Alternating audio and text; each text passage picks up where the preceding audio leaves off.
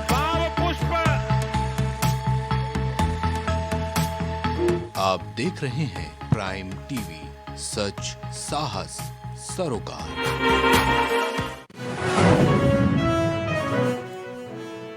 CM Yogi Adityanath ने आवास और शहरी नियोजक विभाग की करी समीक्षा। State capital region development authority के गठन के दिए निर्देश। सीएम योगी ने की नई पहल की शुरुआत। अब रेशम भी होगा यूपी का हिस्सा। भव्य कार्यक्रम का होगा आयोजन।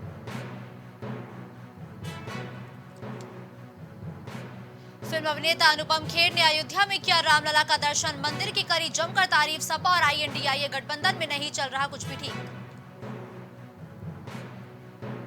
विवाद का कारण पॉलिटिकल का प्रेशर बताया जा रहा। दोनों तरफ से बयानबाजी जारी। आगरा पुलिस ने बड़े होटल में की छापेमारी। छापेमारी में गिरफ्तार किए 15 जुआरी। गिरफ्तार अभियुक्तों से बरामद की 14 लाख की रकम।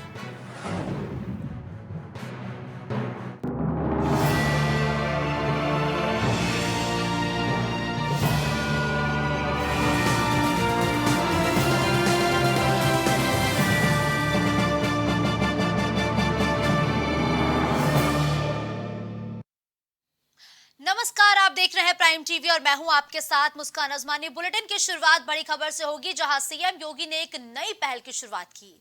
खादी के साथ अब रेशम को भी यूपी का हिस्सा बनाने के लिए विकसित करने की प्रक्रिया की शुरुआत हो चुकी है, जिससे यूपी का रेशम उत्पादन विदेशों तक अपनी धूम मचाने के लिए तैयार है।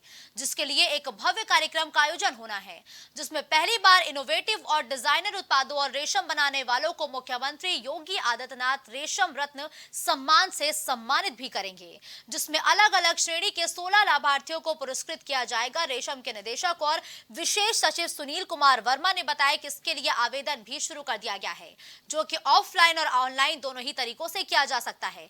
और लोग 10 अक्टूबर तक रेशम निदेशालय लखनऊ को अप्लाई किए गए फॉर्म भेज भी सकते हैं।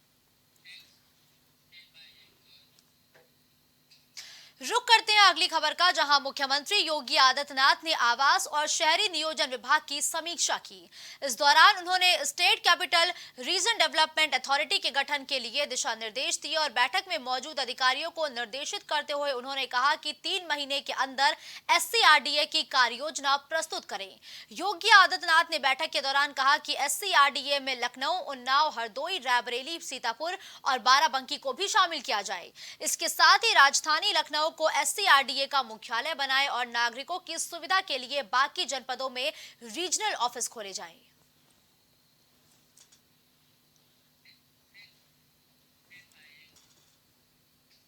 अगली खबर अयोध्या से है, जहां फिल्म अभिनेता अनुपम खेर ने अपने अयोध्या यात्रा के दूसरे दिन आज सुबह भगवान रामलला का दर्शन पूजन किया।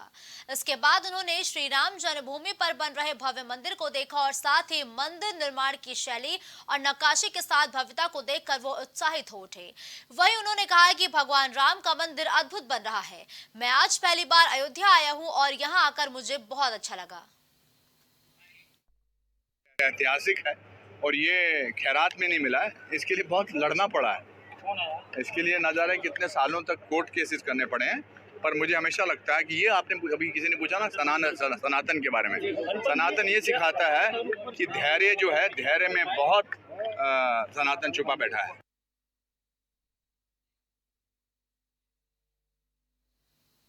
अब खबर औरैया से है, जहां सेवा समिति ने यमुना तट पर स्थित राम झरोखा पर विश्व नदी दिवस के मौके पर विचार गोष्ठी का आयोजन किया।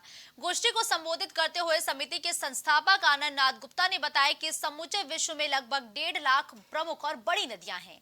संयुक्त राष्ट्र संघ ने जल संसाधनों में विशेष रूप से नदियों के संरक्षण और उनकी साफ सफाई के लिए जागरूकता बढ़ाने के उद्देश्य से साल 2005 में जीवन के जल दशक की शुरुआत की। तब से ये दिवस हर साल सितंबर महीने के अंतिम रविवार को मनाया जाता है।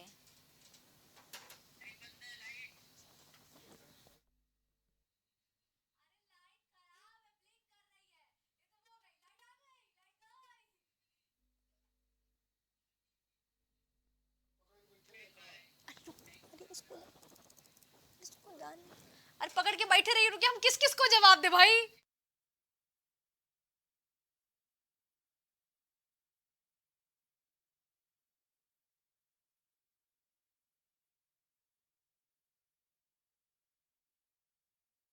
अगली खबर औरैया से है, जहां नगर पालिका परिषद के तत्वावधान में आजादी के अमृत महोत्सव पर शहर के दिव्यापुर रोड पर स्थित शहीद पार्क में मेरी माटी मेरा देश के तहत कार्यक्रम आयोजित किया गया।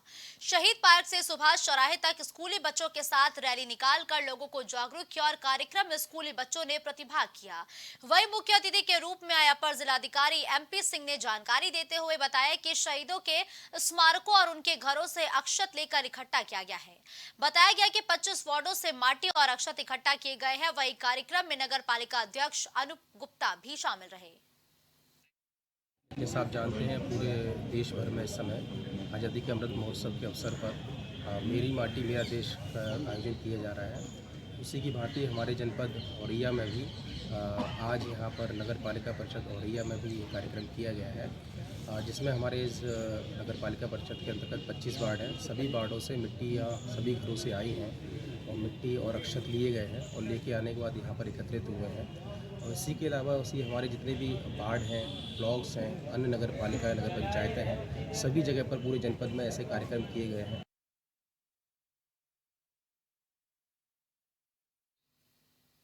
अब खबर गाजियाबाद के साहिबाबाद क्षेत्र के भोपुरा से है, जहां एक मंदिर में 2 इस्लाम धर्म के परिवारों को हिंदू रक्षा दल के अध्यक्ष भूपेंद्र उर्फ पिंकी चौधरी ने 2 परिवारों को सनातन धर्म से जोड़ा। इस मौके पर हिंदू रीति रिवाजों के साथ पूरे विधि विधान के साथ पूजा अर्चना की और यज्ञ भी करवाया गया। दोनों परिवार पहले इस्लाम धर्म का हिस्सा थे। अपनी इच्छा अनुसार इन्होंने सनातन धर्म को अपनाया, जिसके बाद पूरे विधि विधान के साथ सनातन धर्म को इन्होंने अपनाया है। वही सनातन धर्म में वापसी कर इन्होंने बहुत ज्यादा खुशी जाहिर की और कहा कि हम लोग किसी कारणवश मजबूरी में इस्लाम धर्म को स्वीकार करने पर मजबूर थे, लेकिन हिंदू रक्षा दल के अध्यक्ष पिंकी भैया से बात कर हमको अपनी गलती का एहसास हुआ और आगे ऐसी गलती नहीं करेंगे और सनातन धर्म का पालन पूरे विधि विधान के साथ करेंगे।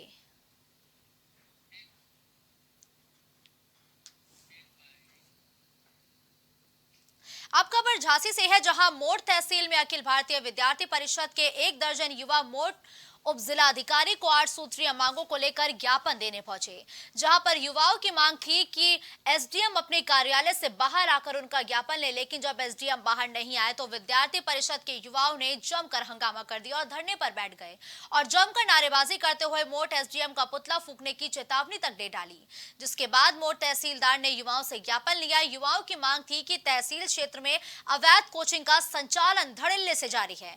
कोचिंग सेंटर की परमिशन भी है तो परमिशन से अधिक बच्चे वहां आखिर पढ़ कैसे रहे हैं। साथ ही स्कूलों के बाहर 500 मीटर तक धूम्रपान जैसी वस्तुएं नहीं बिकनी चाहिए। ऐसे ही तमाम मांगों को लेकर युवा मोट तहसील पहुंचे थे। जैसे मोट तहसील के अंतर्गत विद्यार्थियों के अंदर कई सारी छात्र जीवन के अंदर छात्रों को लेकर के कई सारी समस्या आ रही थी। जैसे आपको ज्ञात हो कि अखिल भारतीय विद्यार्थी परिषद, जो कि विश्व का सबसे बड़ा छात्र संगठन है, जो समय समय पर अपने कार्यक्रमों से, क्रियाओं से छात्रों के बीच में लगातार क्रियाशील बना रहता है। तो ऐसी समस्याओं को लेकर के जो मेट तहसील के अंतर्गत जो अपने विद्यालय परिसर हैं, तहसील के अंतर्गत समता रो, चिरगांव हो, मोट हो, तो ऐसी कई सारी समस्या आ रही थी। उनके संदर्भ में हम लोगों ने यहाँ सभी कार्यकर्ताओं को लेकर के यहाँ SDM साहब को ज्ञापन दिया। देखिए, विद्यार्थी परिषद के द्वारा कुछ इनकी 6-7 मांगे हैं। इसको संबंध में इन्होंने ज्ञापन दिया था, जिसमें एक इनका ये है कि बिना रजिस्ट्रेशन के जो कोचिंग संचालित हो रही हैं उनको बंद कराया जाए और स्कूलों के बगल से 500 मीटर में गुटखा की दुकानें बंद कराया जाए और एक स्वामी विवेकानंद जी की एक रामनगर तिराहा पर मूर्ति, इसी से संबंधित जो है इनके 7-8 जो है इनके शिकायतें हैं, उसी को लेकर इनके द्वारा ज्ञापन दिया गया है। क्या होगा इसमें कोई कार्रवाई? अब इसमें जो भी संबंधित विभाग हैं उनको लिखा जाएगा और इसमें जो भी विधिक कार्रवाई हो पाएगी, जो भी चीज़ें, उसका जो है क्रियान्वयन कराया जाएगा। अब खबर औरैया से है, जहां व्यापारी की दुकान पर चांदी के सिक्के बेचने आए युवक पर संदेह होने पर व्यापारी ने पुलिस को घटना की जानकारी दी। मामले में अगले 4 दिनों से आरोपी के पीछे घूम रही SOG टीम ने व्यापारी की मदद से देर शाम फफूंद कस्बा स्थित एक घर से मां बेटे को गिरफ्तार कर लिया। पुलिस ने मौके से करीब आधा किलो पीली धातु की जंजीरें बरामद की। पुलिस ने अपराधियों को हिरासत में लेकर जेल भेज दिया है। दरअसल व्यापारी ने बताया कि युवक 55 चांदी के सिक्के बेचने आया था। इस पर उसे युवक पर कुछ शक हुआ और उसने युवक को स्वर्णकार से सिक्कों की जांच करवाने की बात कही। इस पर युवक उसे अपना नंबर देकर फुर्सत में मिलने की बात कहकर निकल गया। व्यापारी ने तुरंत घटना की जानकारी कोतवाली पुलिस को दी, जिसके बाद आरोपी युवक ने व्यापारी को उसकी मां से मिलने और सोने के आभूषण भी बेचने की जानकारी दी। इस पर व्यापारी ने उसे अपनी दुकान पर बुलाया, लेकिन आरोपी बताए जा रहे युवक ने उसकी दुकान पर आने से इनकार करते हुए अपने बताए हुए स्थान पर आने को कहा, जिसके बाद सक्रिय एसओजी टीम ने घेराबंदी कर आरोपी मां बेटे को पकड़कर उनके पास मौजूद जेवरात जब्त कर लिए।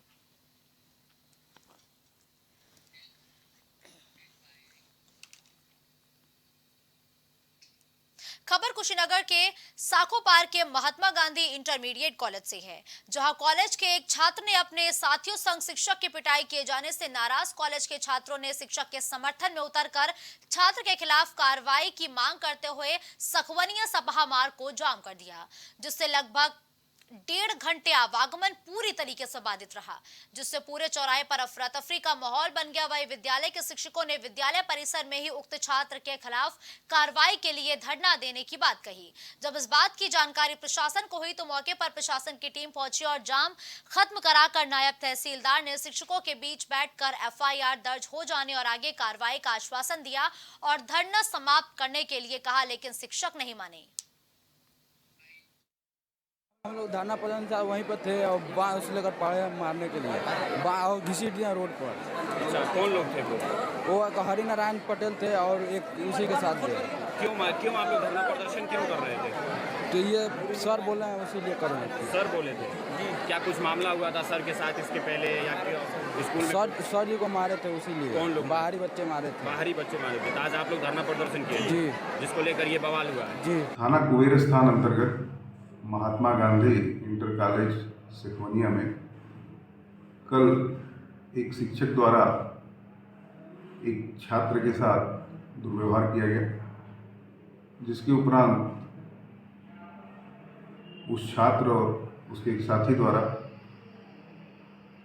थाना कस्या अंतर्गत बतरडेरा नहर के पास में शिक्षक के साथ दुर्व्यवहार और अभद्रता की गई, जिसमें शिक्षक द्वारा दी गई तहरीर पर थाना कस्या पर सुसंगत धाराओं में अभियोग पंजीकृत किया गया है।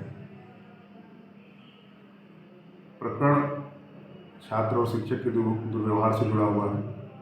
प्रकरण में सभी पक्षों सभी पहलुओं पर गहराई से जांच करते हुए आवश्यक कार्रवाई की जा रही है।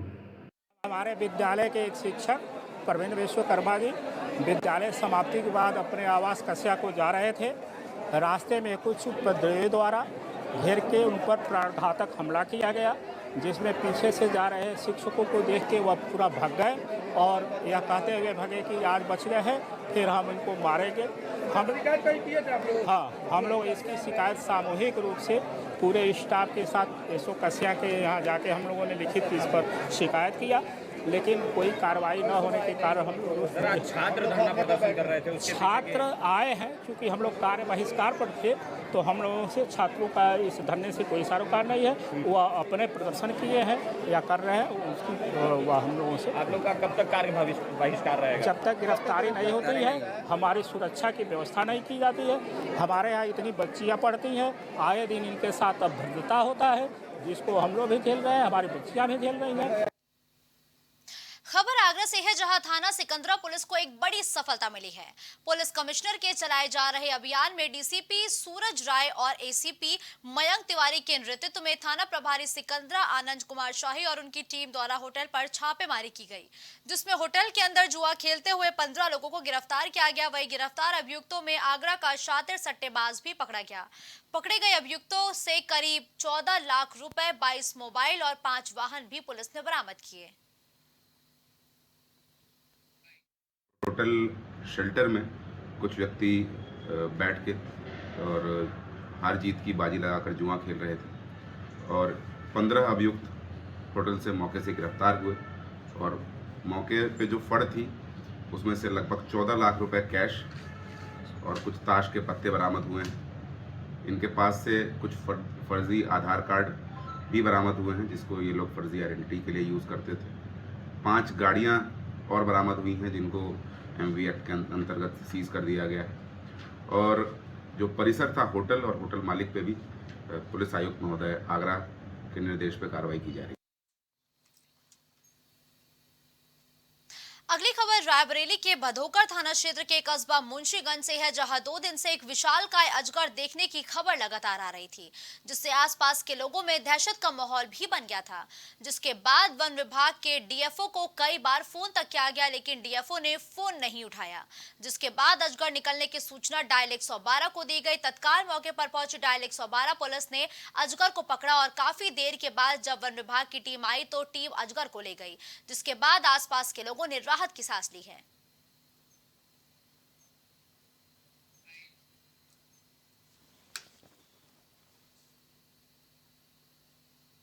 खबर आ रही है कि बेला थाना क्षेत्र के मालौहसी से है, जहां संदिग्ध परिस्थितियों में 30 वर्षीय युवक का शव मिला है। युवक नोएडा में रहकर प्राइवेट जॉब करता था। परिजनों ने हत्या का आरोप भी लगाया है और घटना की जानकारी मिलते ही घटनास्थल पर पुलिस बल के साथ पुलिस पहुंची। पुलिस अधीक्षक ने शव को पोस्टमार्टम के लिए भेज दिया और रिपोर्ट आने पर पुलिस ने आगे की कार्रवाई की भी बात कही है। मलहौसी एक गांव पड़ता है थाना बेला में। लगभग 30 वर्ष इस युवक की उम्र थी। ये नोएडा में रहकर नौकरी करता था।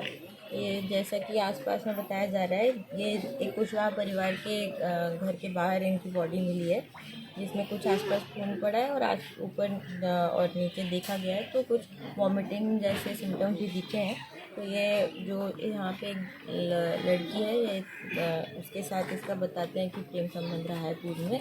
तो क्या कॉज ऑफ डेथ है उसके लिए पंचायतनामा और पोस्टमार्टम की कार्रवाई की जाएगी। अभी शव का पंचायतनामा करा के पोस्टमार्टम के लिए भेजा जा रहा है। अब खबर मुरादाबाद के थाना भगतपुर के ग्राम घोलपुरी बुगानिया की है, जहां पथराव का वीडियो सोशल मीडिया पर तेजी से वायरल हुआ है। दरअसल मौजूदा ग्राम प्रधान पर अपने साथियों के साथ मिलकर हमला करने का आरोप लगा है। चुनावी रंजिश के चलते दबंगों पर पथराव करने का भी आरोप लगाया गया और साथ ही वायरल वीडियो में दबंग हाथों में लाठी डंडे के साथ ही दूसरे धारदार हथियार लेकर नजर आ रहे हैं। बताया जा रहा है कि पथराव और मारपीट में 4 लोग घायल हुए हैं और साथ ही मारपीट के दौरान दबंगों पर छेड़खानी करने का भी आरोप लगा है।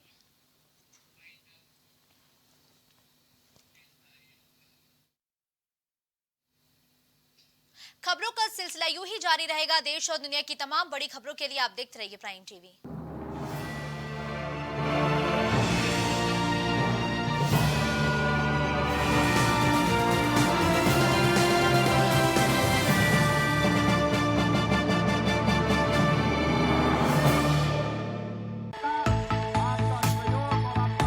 कुछ भाव पुष्प। आप देख रहे हैं प्राइम टीवी, सच साहस सरोकार।